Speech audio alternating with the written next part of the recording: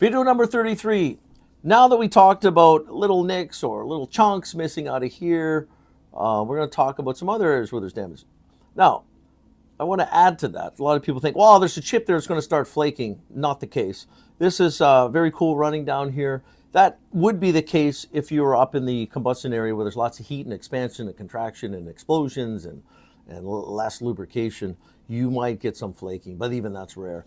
Truth is, any mark is not going to flake off regardless of what our perception is. Now, let's talk about something else.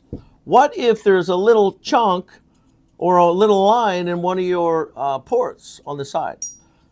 As I said, if it's underneath the very top of your exhaust hole, anything under will not matter. So what that means is if you have a mark on the bottom of the exhaust, or you have a bottom mark on one of your transfer ports or your intake ports, it will not affect performance in any way.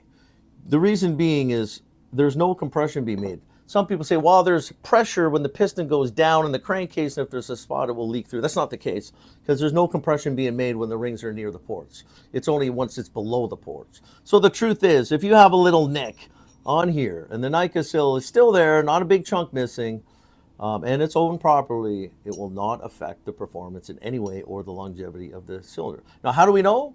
Because we've been doing this a long time and we've got to see the patterns after they were built, when they came back. Because some customers say, just hone it. All I want is a hone. I want to make sure it runs. We'll say, hey, it's going to work.